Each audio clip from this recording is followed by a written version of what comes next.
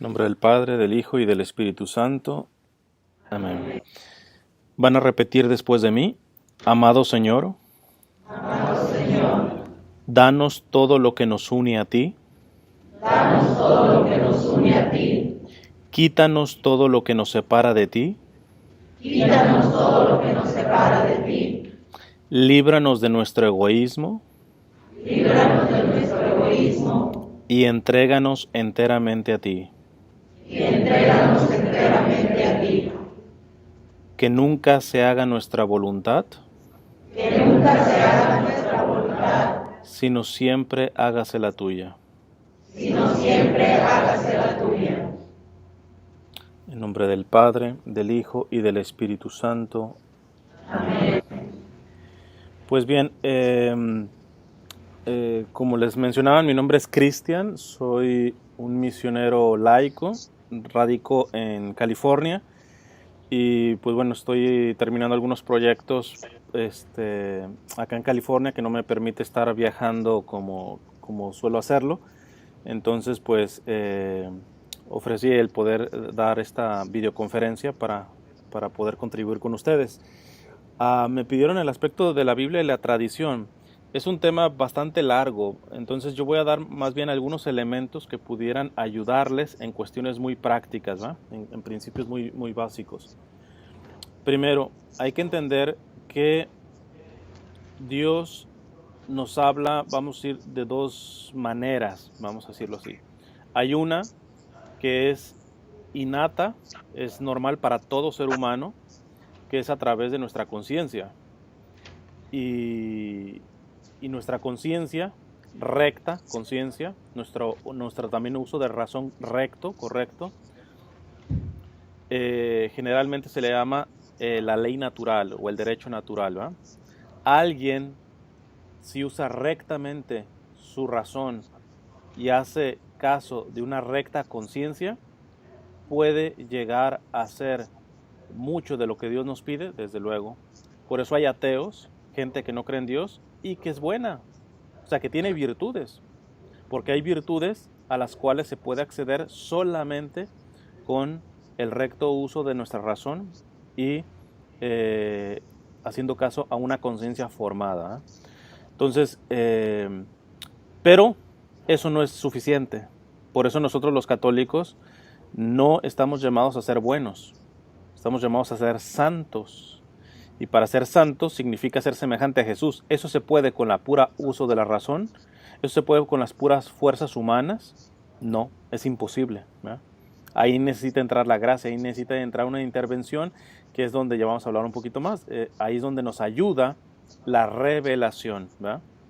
Y se llama revelación porque no lo pudiéramos entender si no nos es revelado, si no es descubierto a nosotros. O sea, nuestra razón y nuestra capacidad humana es incapaz de llegar a ciertas cosas, a ciertas conclusiones, por nosotros mismos. Y es por eso que Dios se ha revelado, se ha revelado. Entonces, pero entendamos muy bien que la revelación nos da la plenitud de la verdad. Pero sí se puede llegar a puntos básicos de la verdad, vamos a tener una cierta base de la verdad con el recto uso de la razón, con una recta conciencia, desde luego, ¿verdad? Y el ejemplo es eso, ¿verdad? Que hay ateos que no creen en Dios, evidentemente, y evidentemente no creen en la revelación divina, pero son virtuosos. ¿Por qué? Porque hay ciertas verdades, por ejemplo, en el caso de las virtudes, que pueden tener acceso solamente con el recto uso de la razón, ¿verdad? Eh, entonces, esa primera cuestión, ¿verdad? Y Dios está hablando. Claro, un ateo no va a decir que la ley natural viene de Dios. Nosotros sabemos ya después por la revelación que evidentemente, bueno, no solamente por la revelación, también podríamos hacerlo con un raciocinio, pero a lo que voy es, aunque ellos hayan llegado a ciertas conclusiones de la virtud y de la verdad eh, por el recto uso de la razón y no se lo den el crédito a Dios, la ley natural, el derecho natural viene de Dios. De hecho, nosotros como católicos tenemos una santa, para mí es una de mis preferidas, que se llama Santa Teresa Benedicta de la Cruz, o más conocida por su nombre de pila, que se llama Edith Stein. Ella fue de credo judío y de raza judía, alemana. Bueno, ahora esa parte es parte de Polonia, ¿eh? Pero en ese tiempo era de Alemania.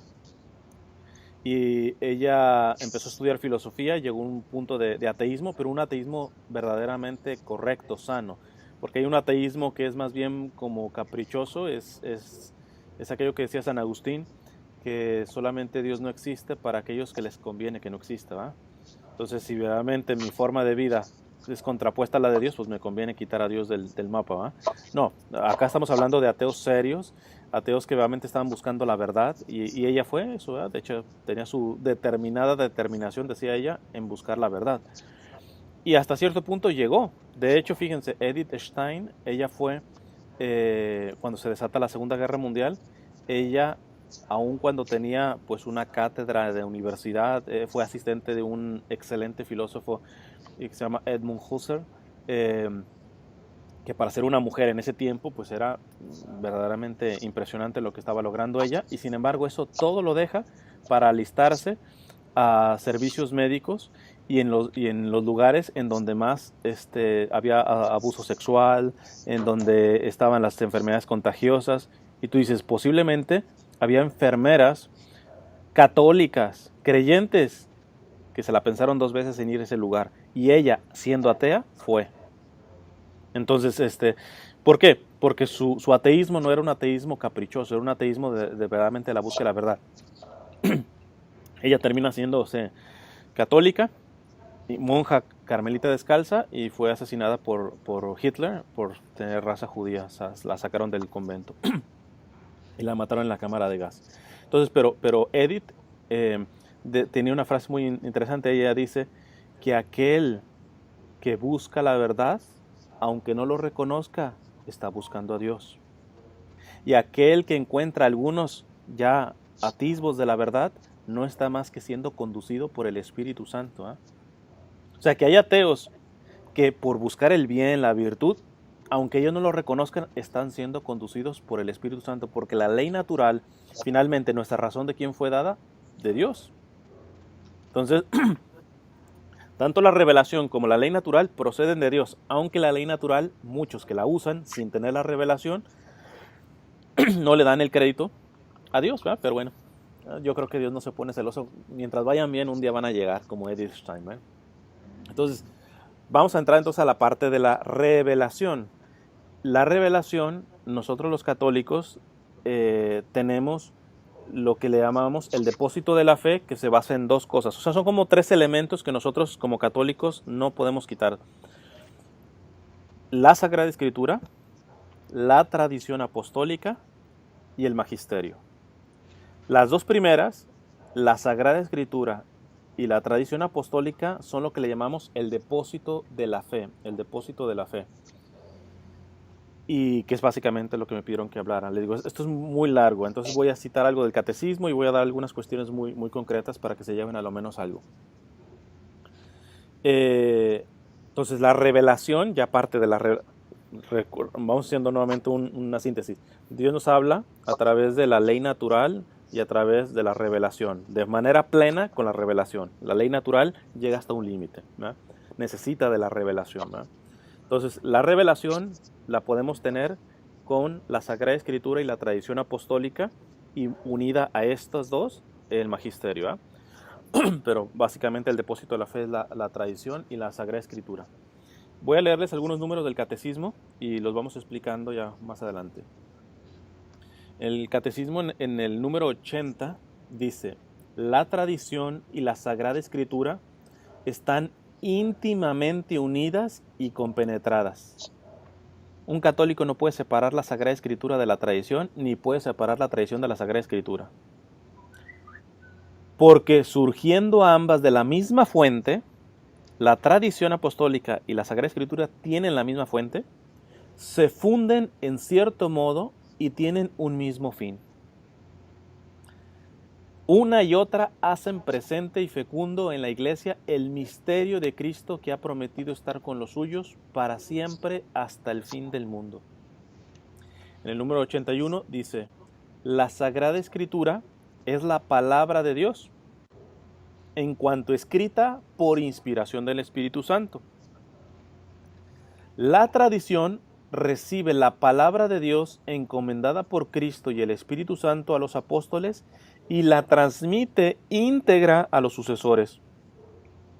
Esto de sucesores, subrayenlo, es muy importante, está el aspecto de la sucesión con la tradición apostólica y con la Sagrada Escritura.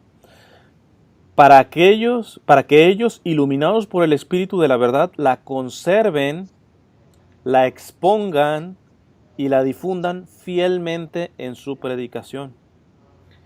Dice en el 82, el Catecismo, de ahí resulta que la Iglesia a la cual está confiada la transmisión y la interpretación de la revelación, eso es importante, lo vamos a ver, o sea, la transmisión y la interpretación está supeditada a la Iglesia. Dios se la dio a la Iglesia. De ahí resulta que la Iglesia a la cual está confiada la transmisión y la interpretación de la revelación no saca exclusivamente de la Escritura la certeza de todo lo revelado. Y así las dos se han de recibir y respetar con el mismo espíritu de devoción. Esto de que la sola Biblia basta no es católico, y lo vamos a ver, y no es una ofensa a la Biblia.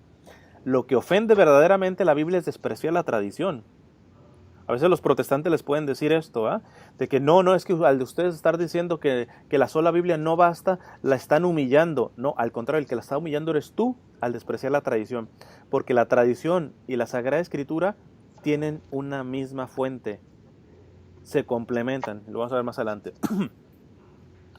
Dice en el número 83 el Catecismo, la tradición de que hablamos aquí es la que viene de los apóstoles y transmite lo que éstos recibieron de la enseñanza y del ejemplo de Jesús y lo que aprendieron por el Espíritu Santo.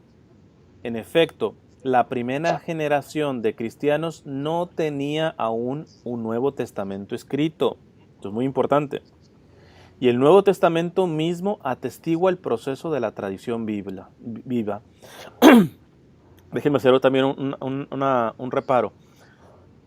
Aquí el número 83 del Catecismo dice, la tradición de que hablamos aquí es la que viene de los apóstoles y transmite lo que estos recibieron de las enseñanzas y del ejemplo de Jesús y lo que aprendieron por el Espíritu Santo. Porque en la Iglesia Católica también tenemos tradiciones, pero vamos a llamarlas con T pequeña. Hay T mayúscula y T minúscula, vamos a decir. La tradición de la que estamos hablando y de la que vamos a hablar es la mayúscula, que es la que procede de los apóstoles, que aprendieron a su vez las enseñanzas y el ejemplo de Jesús y que aprendieron del Espíritu Santo. Hay tradiciones, por ejemplo, litúrgicas, hay tradiciones de que ciertos santos, por ejemplo, por mencionarles algo, Lázaro, el que revive Jesús, hay una tradición, pero con T pequeñita, que dice que fue obispo en Marsella, en Francia. Entonces, ¿será o no será? Pues hay que meterse en la historia, etc. Pero esto no es parte de la enseñanza propia, fundamental de los apóstoles, ¿no? No contrapone que como católicos podamos tener ciertas tradiciones con T pequeña como tal, pero lo fundamental en cuanto a hablar de la revelación de Dios, la Sagrada Escritura y la tradición con mayúscula, y la tradición con mayúscula es la que viene de los apóstoles, recibida por las enseñanzas y el ejemplo de Jesús y que han aprendido del Espíritu Santo. Entonces dice el Catecismo, sigue diciendo en el 83, es preciso distinguir de ellas las tradiciones teológicas, estas de T pequeñita, disciplinares. Había tradiciones en la iglesia de disciplina que hoy ya no se llevan, ¿no? Y no pasa nada, seguimos siendo católicos. Litúrgicas o devocionales nacidas en el transcurso del tiempo en las iglesias locales. Estas constituyen formas particulares en las que la gran tradición, con T mayúscula, recibe expresiones adaptadas a los diversos lugares y a las diversas épocas. Solo a la luz de la gran tradición aquellas pueden ser mantenidas, modificadas o también abandonadas bajo la guía del magisterio de la iglesia. Es decir, que las tradiciones pequeñitas o las tradiciones con minúscula son buenas tanto cuanto sean obedientes a la tradición grande. Si no, la iglesia se encarga de purificarlas, actualizarlas, etc. Estas cosas sí las puede cambiar la iglesia. Las tradiciones con T pequeña, con T minúscula, pero la tradición con mayúscula no la puede quitar. La iglesia solamente lo que puede hacer es lo mismo que hace con la Sagrada Escritura, custodiarla, cuidarla. No puede ser cambiada. ni por el mismo Papa puede ser cambiada la tradición apostólica, la Sagrada Escritura, no puede ser cambiada. Las tradiciones con T pequeñita sí pueden ser, ¿verdad? Entonces, voy a decir una cosita, aunque no viene del tema, pero es algo fundamental. Le decimos, nosotros llevamos la Sagrada Escritura y la tradición apostólica. Y esto que es el depósito de la fe, se ve custodiado ¿por quién? Por el magisterio de la Iglesia. Entonces, por eso para nosotros es importante el magisterio de la Iglesia. ¿Qué es el magisterio de la Iglesia? Pues toda la enseñanza puesta por los papas, ¿verdad? Dentro de toda la enseñanza puesta por los papas, hay unas que tienen más relevancia, más peso, menos peso. No es lo mismo que un discurso del papa a los presidentes, a lo que escribe en una encíclica, tiene diferente peso, ¿eh? Entonces, nosotros creemos en la infalibilidad del papa, o sea, que el papa no se equivoca, pero solamente cuando habla ex cátedra, ¿no? No siempre cuando habla. El papa, desde luego, se puede equivocar. Entonces, el magisterio también es una cuestión interesante, pero pues no es el tema y no tengo así como mucho tiempo. Así que nomás me voy a limitar a leerles el número 85, 86 y 87 del Catecismo de la Iglesia para que lo unan a esto de la revelación y a esto de la Sagrada Escritura y la tradición, perdón. Dice, el oficio de interpretar auténticamente la palabra de Dios, depósito de la fe, oral o escrita, la oral es la tradición apostólica, lo voy a explicar ahorita más adelante. Es decir, ¿quién tiene la autoridad de interpretar la Sagrada Escritura y lo transmitido oralmente? Ha sido encomendado solo al magisterio vivo de la Iglesia, el cual lo ejercita en nombre de Jesucristo. Es decir, a los obispos en comunión con el sucesor de Pedro, el obispo de Roma. El magisterio no está por encima de la palabra de Dios. Una encíclica no está por encima de la palabra de Dios, sino a su servicio. Esto no significa que al no estar por encima de la palabra de Dios, una encíclica no significa que la tengamos que despreciar.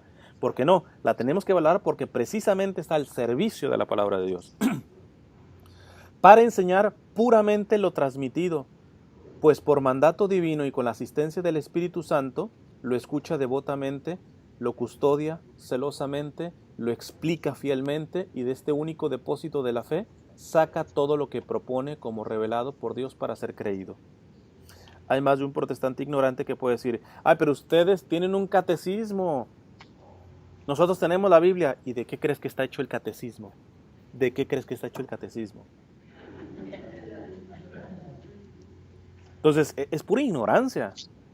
Si algo tiene citas, el catecismo es de Biblia. Evidentemente también tiene citas de tradición apostólica, ¿verdad? Pero la Iglesia, y fíjense, esto es contradictorio porque los protestantes que dicen que la sola Biblia basta, etcétera, no, sola la Biblia y tu interpretación, porque evidentemente el pastor interpreta la Biblia. O sea, cada protestante es papa de sí mismo, ¿eh? Es pontífice de sí mismo, hace su propio magisterio, pero no le dicen magisterio. ¿Por qué? Porque la intención de muchos de ellos, no digo de todos, pero muchos de ellos es atacar el magisterio de la Iglesia, cuando ellos ejercen un tipo de magisterio también.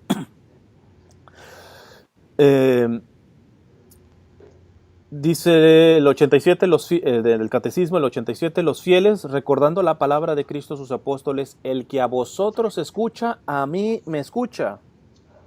Fíjate que Jesús no les dice, el que a vosotros los lee, a mí me lee.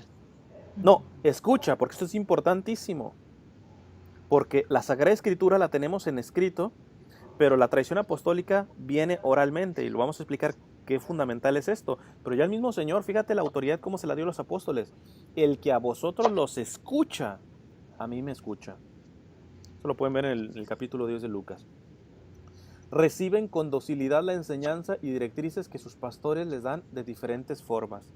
¿Y esto por qué el Señor lo puso? ¿Por qué el magisterio va en consonancia con la Sagrada Escritura y la tradición apostólica? Porque a mí me gusta a veces meter un poquito en problema a los protestantes y yo les digo, a ver, permíteme, dime qué dice la Biblia de la clonación. Si ni siquiera existía la clonación en ese tiempo, ¿qué puede decir? Nada.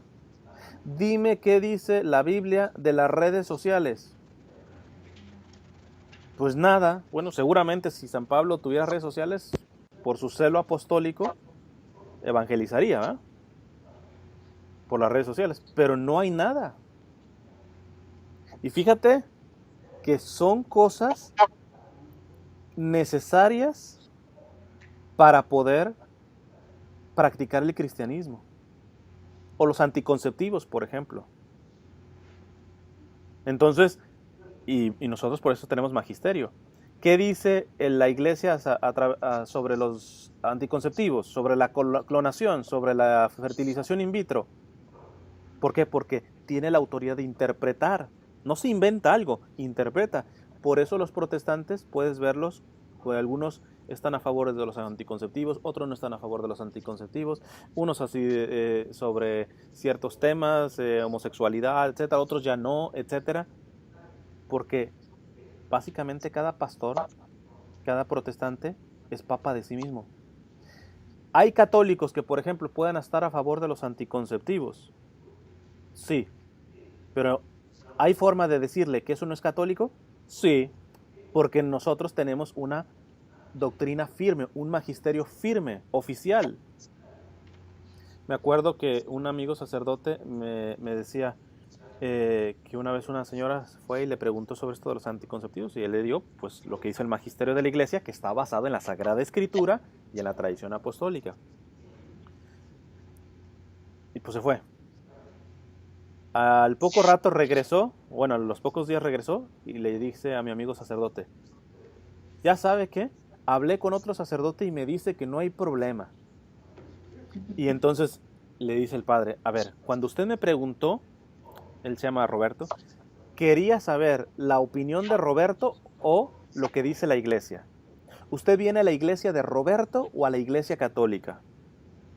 Porque lo que usted está haciendo, yendo con este sacerdote que evidentemente está predicando algo que no cree la iglesia católica, es ir a una iglesia particular. Aunque se diga católica, ya en este momento es una sectaria usted. Yo le vine a decir lo que dice el magisterio, porque el magisterio tiene una firmeza en cuanto a que está basado en la Sagrada Escritura y la tradición apostólica. Entonces, solamente esto sobre el magisterio para que no quede bailando esto. Para hablar de la Biblia y de la tradición apostólica, me gusta mucho partir de aquello que nos dicen generalmente los protestantes. ¿Dónde dice la Biblia? ¿Dónde dice la Biblia? Hay un sacerdote, amigo, que dice que en la medida de lo posible hay que atajar rápido eso de dónde dice la Biblia. ¿Por qué? Porque automáticamente cuando le decimos, ya nos metemos en su terreno, ¿va? Cuando la pregunta es, ¿dónde dice la Biblia? Que solamente la Biblia y nada más que la Biblia es el punto de satisfacción dentro de la fe cristiana. Yo le podría decir a la persona que dice, ¿dónde dice la Biblia que la sola Biblia basta? ¿Dónde dice Jesús que mandó escribir el Nuevo Testamento? ¿Dónde Jesús manda que escribamos sus enseñanzas? ¿Dónde las dice? No las dice. Jesús lo único que hace es mandar predicar, pero fíjate que predicar no es escribir. Entonces ellos que le dan un supuesto valor a la Sagrada Escritura más bien se lo están quitando. Se lo están quitando. Porque Jesús, no me van a encontrar un solo versículo en donde Jesús haya mandado escribir sus enseñanzas. No lo pidió Jesús. Jesús lo único que pidió a los apóstoles es predicar, que no es escribir, que no es escribir. ¿Y esto por qué? Porque les decía que la Sagrada Escritura la tenemos por escrito y nosotros tenemos la tradición apostólica también. La tradición apostólica es primera a la Sagrada Escritura. La enseñanza de la doctrina cristiana se hizo principalmente oralmente por varias cosas. Primero, cuestiones prácticas. O sea, ustedes tienen ahorita con qué escribir. ¿Qué les costó? $3 un cuadernito, $3 3 plumas, no sé. Pero pónganse en el siglo primero, en los siglos, bueno, ya acá, sí, básicamente el siglo primero, ¿qué tan fácil era para las comunidades tener en qué escribir? Solamente ese puro dato de puro sentido común. Además que las primeras comunidades cristianas mayoritariamente eran comunidades pobres. Ya no se diga cuando fueron perseguidas, ¿no? Entonces, el realismo de una predicación escrita no tiene sentido común en cuanto a la historia. Porque las primeras comunidades recibían las cartas de Pablo, etcétera, pero no las estaban recibiendo como nosotros estamos recibiendo un correo electrónico o ahorita te ponen un texto y ya lo recibieron todo, etcétera. No, así no se trabajaba. Además, la cultura judía, como otras culturas, por ejemplo, en México, los indígenas tenían memoria fotográfica porque eran culturas de transmisión oral. Todo era oral. Por eso tenían una muy buena memoria y todo lo transmitían oral. No había una cultura tanto escrita como tal, ¿verdad? Entonces, les voy a poner un ejemplo de cómo los judíos tenían tradición oral.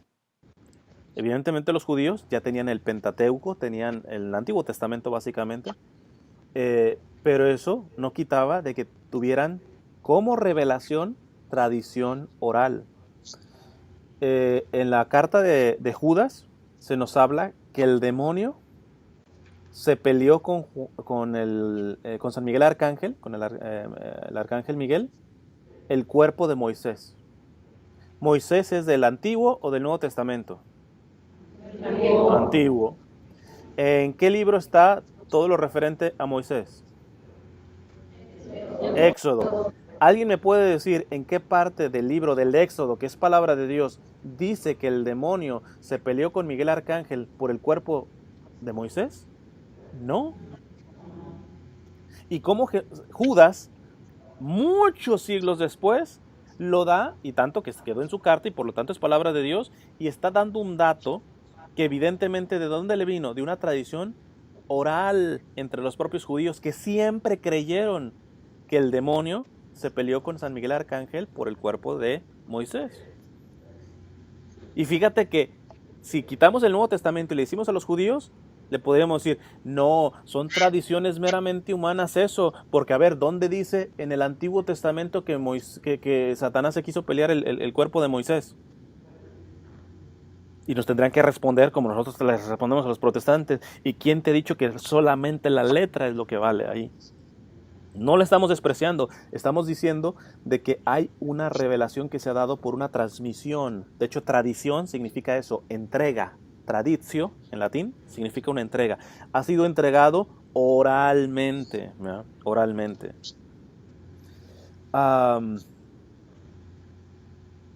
En la primera carta a los Corintios, en el capítulo 11, dice San Pablo, os alabo porque en todas las cosas os acordáis de mí y conserváis las tradiciones.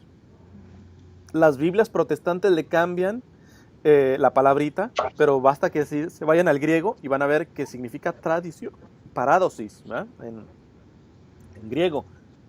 Y le ponen algunas Biblias protestantes, y conserváis las enseñanzas, no, pero bueno, sí son enseñanzas, pero son traditio, son cosas que se han entregado, tradiciones, tal como las he transmitido.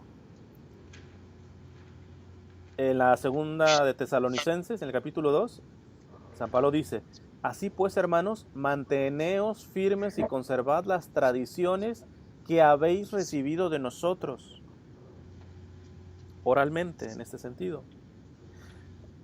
Podrá haber un protestante que dice, sí, pero hay una parte en donde San Pablo también dice que condena las tradiciones, que las tradiciones no tienen una validez como tal. Pero ¿de qué tradiciones estamos hablando? ¿De qué tradición está condenando San Pablo? Si no son propiamente de las tradiciones judías. Judías. Porque recordemos que él fue mandado el hecho de poder evangelizar a los gentiles, Y entonces estaba todo este debate de que si los gentiles se tenían que circuncidar, etcétera, ¿va? Y ese tipo de tradiciones ya judías es donde San Pablo dice, muchas de ellas ya no aplican para nosotros, ¿va? Porque nosotros ya tenemos la plenitud de la revelación en este sentido, ¿va? O sea, la primera iglesia, en su gran mayoría, se desprendió del judaísmo. Entonces hay que poner el contexto de las condenas a las tradiciones en el contexto de que están predicándole a una comunidad judaica o una comunidad no judaica, pero que al ser una misma iglesia cristiana, pues estaba el debate esto de que si tenían que primero hacerse judíos y después o tener las tradiciones judías y después las cristianas, ¿no? Entonces, pero las tradiciones verdaderas, las buenas, pues fíjate, en la primera carta a los Corintios y en la segunda de Tesalonicenses, San Pablo anima a que sigan practicando a esas tradiciones que han sido dadas por ellos, ¿no? Ahora bien, la transmisión, pues evidentemente fue oral, principalmente fue oral. Pero se empezaron a escribir, poco a poco se empezaron a escribir. Pero fíjense algo interesante. Los 3 primeros evangelios se les llaman evangelios sinópticos, porque tienen una relación. O sea, ustedes ven textos de Marcos, de Mateo, Marcos y Lucas, que son básicamente copias, ¿verdad? ¿Por qué? Porque era una misma tradición oral la que llegó, ¿verdad? Entonces, la Sagrada Escritura lo que hace es confirmar la tradición, y la tradición apostólica lo que hace es confirmar la Sagrada Escritura. Por eso no se pueden separar. Porque cuando tú ves la tradición apostólica, no te cabe duda de la validez de la Sagrada Escritura. Cuando tú ves la Sagrada Escritura, no te cabe la validez de la tradición apostólica. Y está en este tipo de datos, ¿verdad? Hay que ver nada más los libros. Los evangelios sinópticos, los 3 primeros evangelios, y vamos a ver que tienen una misma fuente. Y esa fuente, si la escarbamos, eso es de tradición oral. O sea, fruto de la predicación. Además, les voy a dar un datito más. Por ejemplo, no hay tradición sin sucesión. No hay tradición sin sucesión apostólica, ¿verdad? Y el ejemplo está en el caso de Matías, que como sabemos es el que suplió a Judas. Hombre, si Judas se suicidó, pues quedan 11. Sigan ustedes predicando. 2 de los seguidores de Jesús, aunque uno no fue apóstol, Marcos, pero Mateo sí, pues bueno, ya escribieron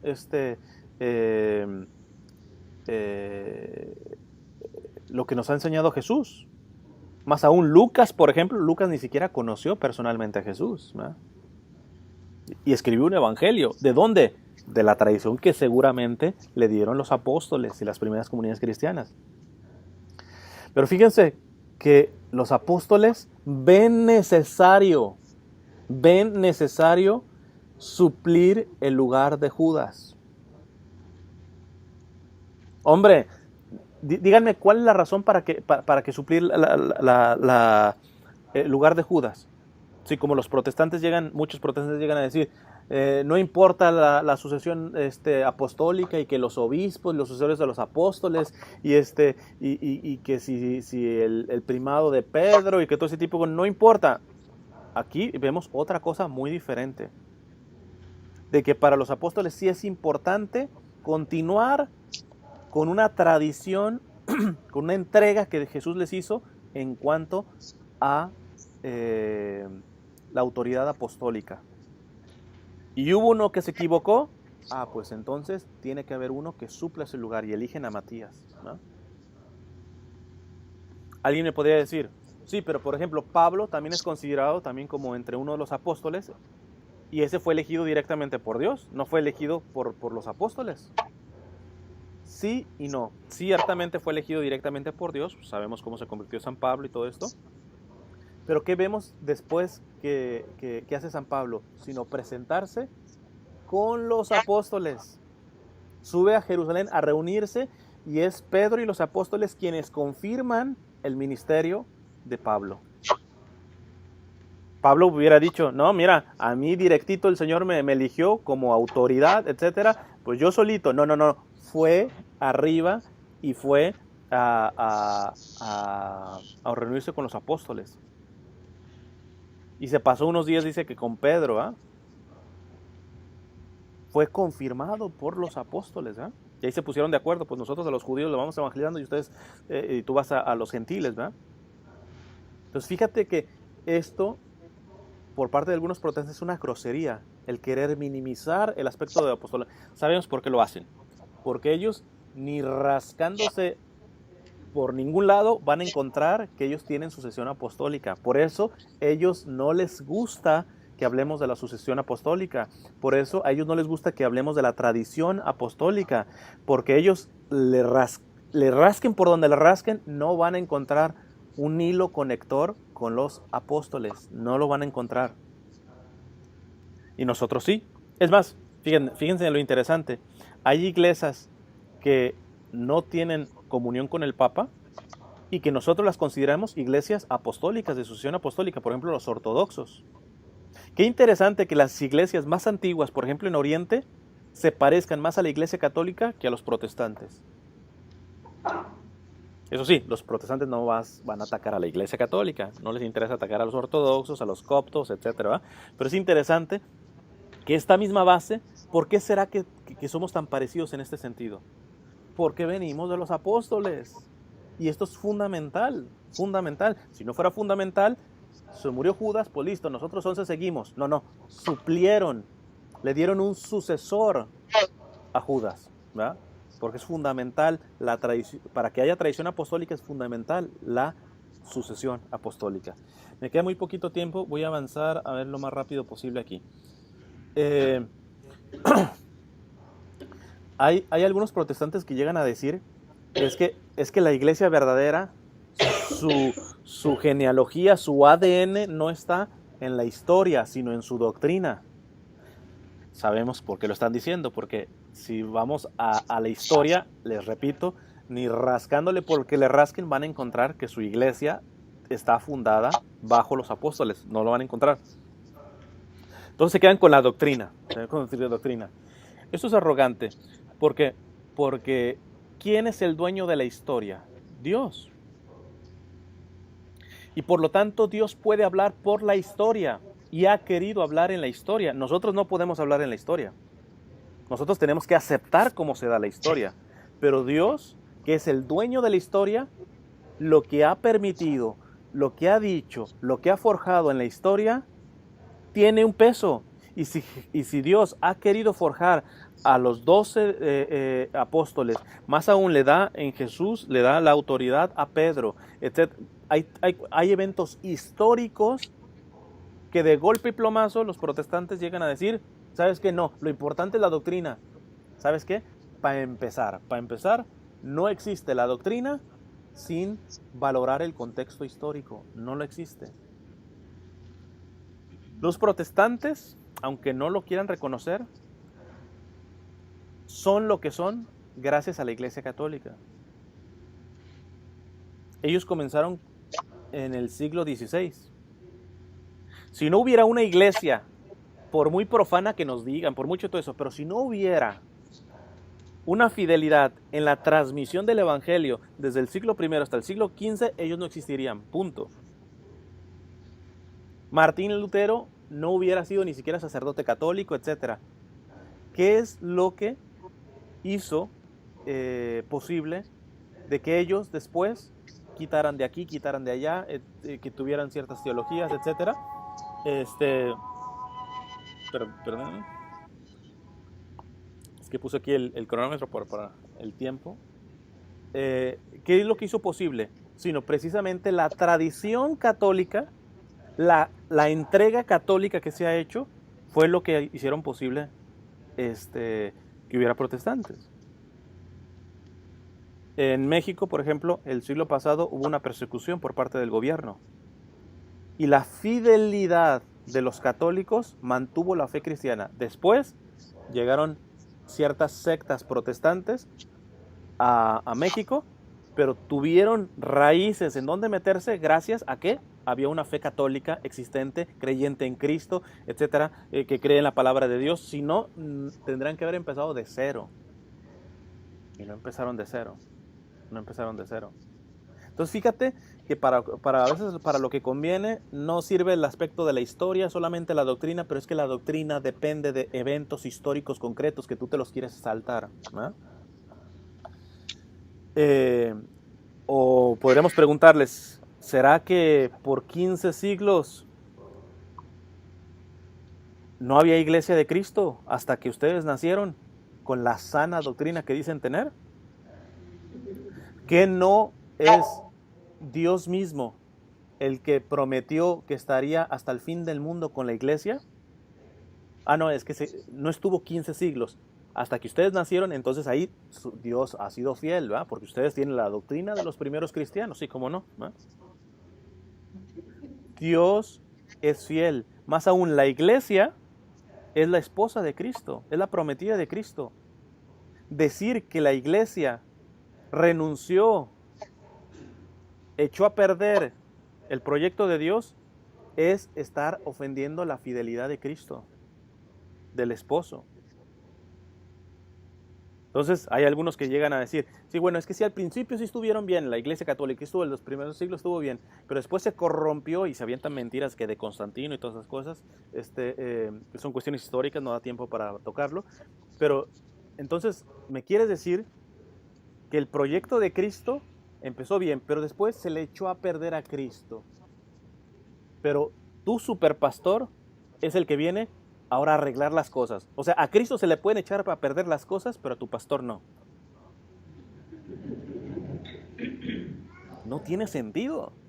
Pero les surge quitar la tradición apostólica y salir con esto de que la sola Biblia basta, porque si aceptan la tradición apostólica necesariamente tienen que aceptar la sucesión apostólica y no, repito, por más que le rasquen, no van a encontrar que ellos tengan sucesión apostólica. Por eso les urge quitar esa parte. Se me fue casi el tiempo, voy a decir una cosita más, a ver.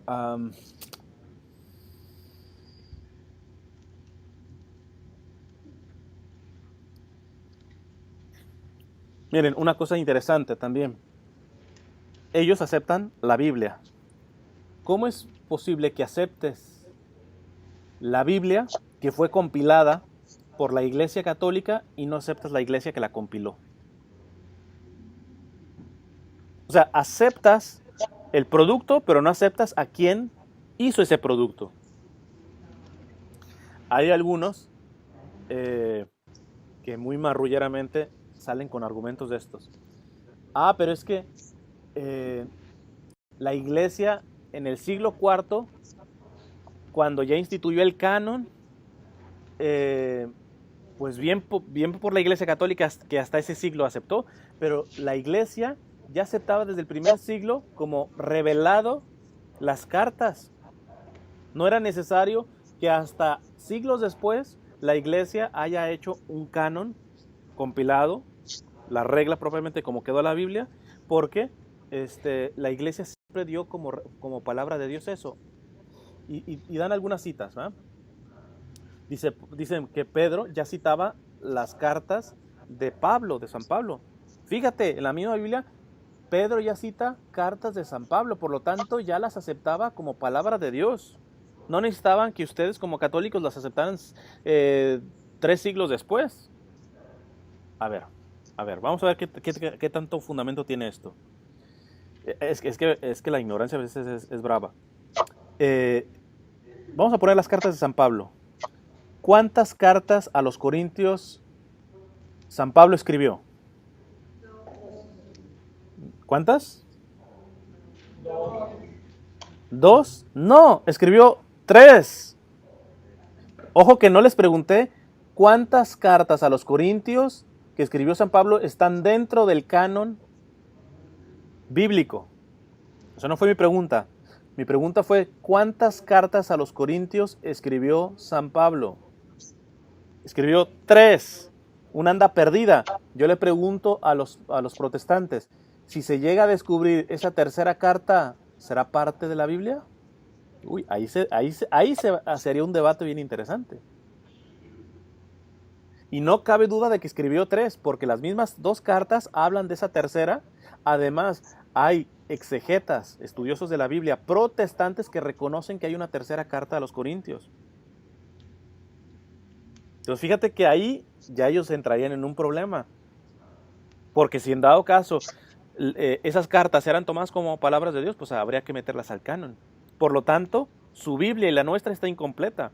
Por lo tanto, hay cosas que todavía no sabemos que pueden estar en esa tercera carta. ¿Qué tal si en esa tercera carta, pues no, dicen cosas que ni siquiera ellos ni nosotros católicos nosotros practicamos?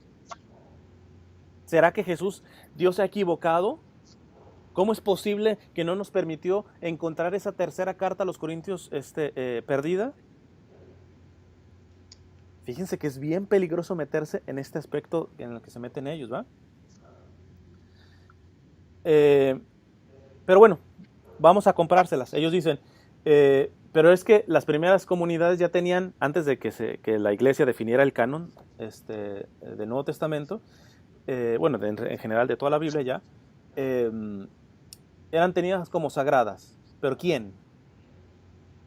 O sea, ¿quién le daba la categoría de sagradas? ¿El común del pueblo? No. Porque el común del pueblo sabemos que había ya sectas heréticas que tenían como sagradas textos que no las están en la Biblia y se decían cristianos. Más aún, hay textos más antiguos que varios libros del Nuevo Testamento que consta que son enseñanzas de los apóstoles y que lo habían encontrado el libro y que no entró en el canon. Por ejemplo, ustedes pueden buscar un librito, que es muy bueno leerlo, la Didache. La Didache es más antigua que varios libros del Nuevo Testamento y no entró en el canon. ¿Por qué? ¿Quién tiene la autoridad de esto? Los apóstoles. Y esa autoridad no la quieren reconocer ellos. Quieren poner como que los primeros cristianos aceptaban estos libros sagrados así por abstracción, ¿verdad? No necesitaban que unos obispos, que unos apóstoles estuvieran definiendo, no, lo que creemos es esto. No, nosotros solitos ellos ya creían en eso. Eso es muy ilusorio. Eso es muy ingenuo, ¿verdad? Dicen a veces que esos textos estaban al alcance de los ignorantes. No es cierto, no están al alcance de los ignorantes, porque simplemente en los recursos materiales, les repito, las primeras comunidades no tenían la facilidad de agarrar una pluma y un lápiz como ustedes la tienen, ¿no? Entonces no se traguen esa mentira.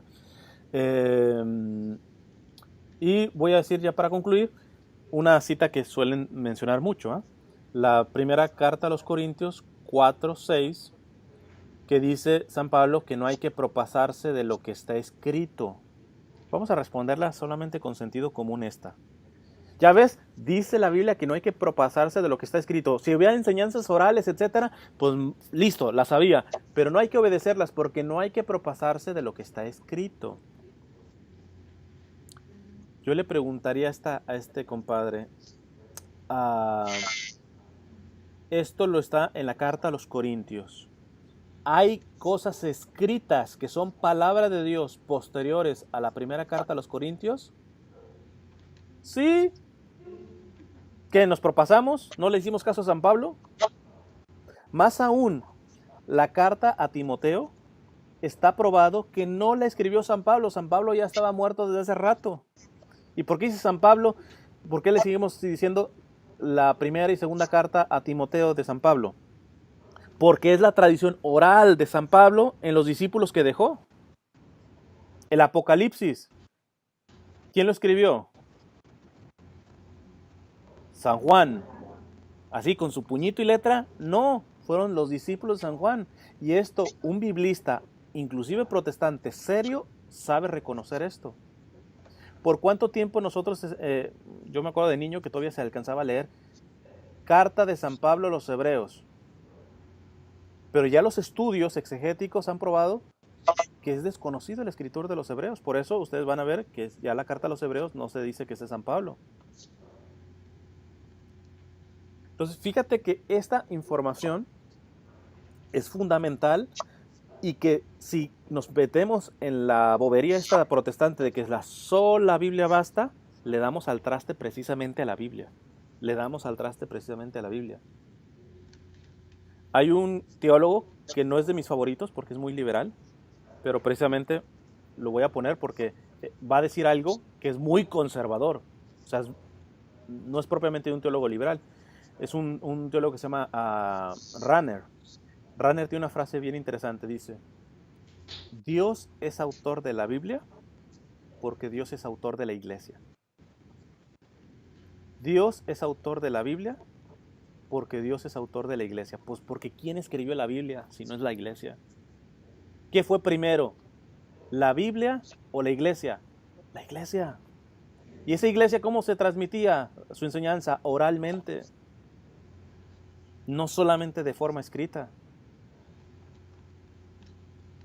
Además de que también en la Sagrada Escritura se nos dice que si se escribiera todo lo que dijo el Señor, todo lo que hizo el Señor, no cabrían los libros, ¿no?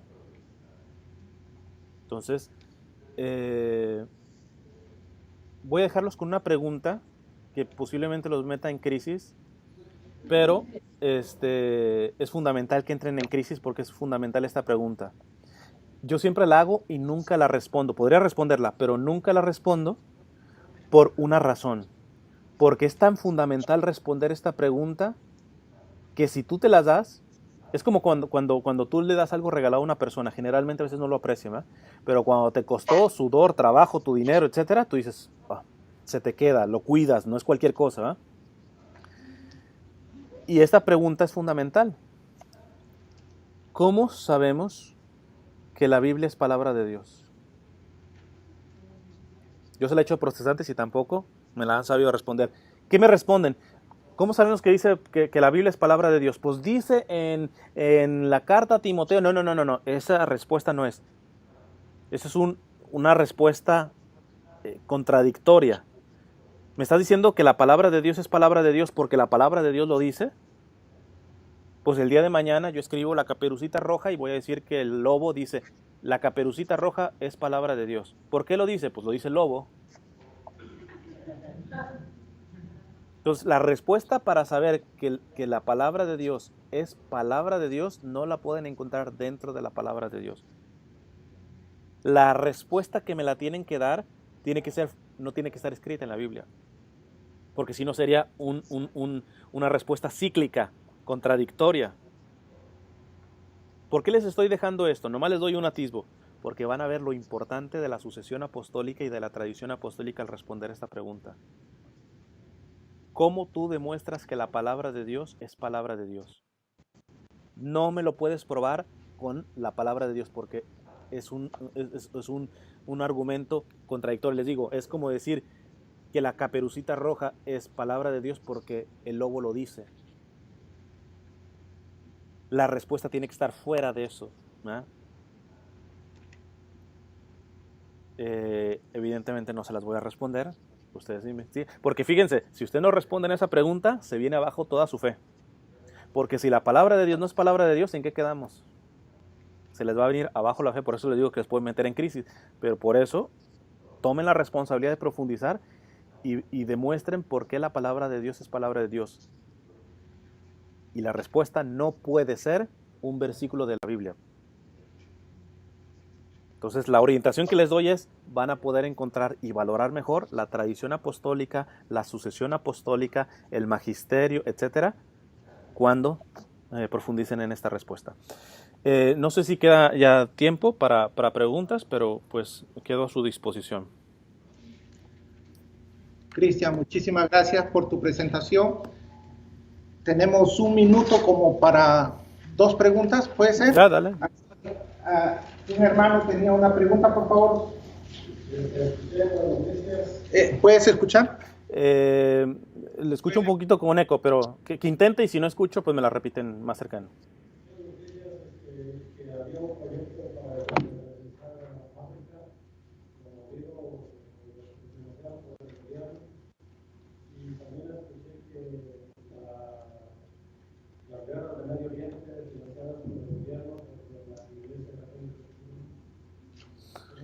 Ok, no se escuchó bien, a ver si me la repiten entonces. La va a repetir. Ok. Escuché en las noticias que hay un proyecto para evangelizar a África Es que se escucha un poco lejos. Mejor alguien que está cerca me la dice. No, A no, ver, no. O sea, cualquiera de los que lo haya escuchado bien, me la dice.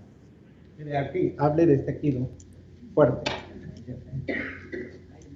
Sí, escuché en las noticias que hay un proyecto del gobierno, financiado por el gobierno para evangelizar África, protestantes, y también escuché que las guerras en Medio Oriente son financiadas por el gobierno porque la Iglesia Católica estorba en el mundo. ¿Qué nos dirías de eso? ¿Qué nos podrías decir? Muchas gracias. Muchas gracias. Ok, bueno, probablemente esto no tiene así como mucho que ver con el tema, pero la respondo. Eh, eh, de lo de que si hay ese proyecto de iglesias protestantes para evangelizar África, etcétera, no lo sé. Desde hace tiempo ellos se han metido mucho, ¿eh? En cuanto a las autoridades para quitar la iglesia católica como tal, esto es opinión personal, esto sí no es ni magisterio de la iglesia, es personal, yo lo que he venido diciendo por muchos años es de que estamos en una situación en donde se quiere quitar a Cristo y hay dos formas de estarlo quitando, que al parecer entre estas dos son enemigos. Es como la relación que se tenía Herodes y Pilatos. La Biblia dice que eran enemigos, pero a la hora de juzgar a Cristo dice la Biblia que se hicieron amigos. Entonces estos dos enemigos que ahora tenemos es el yihadismo o el islamismo. Ojo que no digo los musulmanes, porque hay musulmanes con los cuales sí se puede uno relacionar con tranquilidad, sino es un islam fanático, el yihadismo, el islamismo. Ellos odian a Cristo por Cristo. Punto. Y están los países occidentales, las potencias occidentales, que es básicamente América y Europa, en donde aparentemente hay libertad religiosa, en donde aparentemente se cree en Cristo, pero estorba a Cristo no estrictamente, no explícitamente. O sea, las potencias occidentales no odian a Cristo por Cristo, sino odian la moral, el orden que Cristo viene a imponer. O sea, para las potencias, y eso lo estamos viendo en nuestros países, para las potencias occidentales no tiene problema en que tú creas en Cristo, pero allá en tu cuartito rézale lo que tú quieras. Pero que tú quieras poner la enseñanza de Cristo, el orden que Cristo ha puesto para el ser humano en la sexualidad, en las leyes, etcétera. No, no, no, no, no.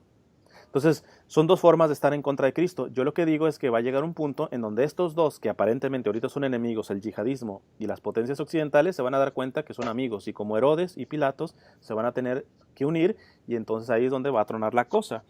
Por lo cual se necesita estar bien firmes en la fe, en la oración, en la adoración eucarística principalmente, en la vida eucarística, porque si no, no la vamos a pasar. No la vamos a pasar. Porque no va a ser un enemigo. Van a ser estos dos fuertes. Uno odia a Cristo por Cristo y otro odia las enseñanzas, la moral y el orden de Cristo. Les digo, no tiene mucho que ver con lo del tema, pero bueno, responderla. Muchísimas gracias, Cristian. El tiempo se nos ha cumplido. Dime, ¿cómo podemos hacer para ingresar a tu canal? ¿Cuál es tu página Bueno, web? mi página, mi website es semperfiat.com. Lo deletreo es S de sal, E de Enrique, M de mamá, P de Pablo, E de Enrique, R de Ricardo. Es Semper. Y pegadito Fiat, que es F de Francisco, I latina, A, T de Tomás, semperfiat.com. Y ahí vienen también una parte en donde están las redes sociales, porque yo subo bastante material a las redes sociales. Pero básicamente ahí tienen el material gratuitamente. Bueno, muchísimas gracias. Por cierto, Semper Fiat, palabras latinas que significan siempre sí, ¿cierto? Siempre hágase, siempre hágase. El fiat siempre en la tradición católica de rito latino tiene el sentido de hacer la voluntad de Dios, porque fue la palabra que dijo la Virgen, echan chila domini fiat mihi secundum verbum tuum, he aquí la esclava del Señor, hágase en mí según tu palabra. Lo decimos en el Padre Nuestro, fiat voluntas tuas sicut in cielo et in terra, hágase tu voluntad en la tierra como en el cielo. Jesús lo dijo en el huerto de los olivos, non mea voluntas et tua fiat, no se haga mi voluntad, sino hágase la tuya. Entonces, la palabra fiat, siempre en la tradición católica nos apunta a la voluntad de Dios, a que siempre se haga la voluntad de Dios. Entonces, al poner semper sí significa siempre fiat significa estrictamente siempre hágase, pero hágase ¿qué? La voluntad de Dios, ¿verdad? Bueno, Cristian, muchísimas gracias. Dios te siga bendiciendo. Nosotros te vamos a seguir siguiendo. Vamos a estar siguiéndote en el canal. Gracias por tu tiempo. Un aplauso para Cristian, por favor. Dios les bendiga.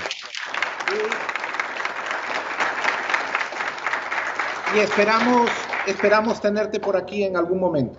Si Dios lo permite. Gracias. Dios les bendiga.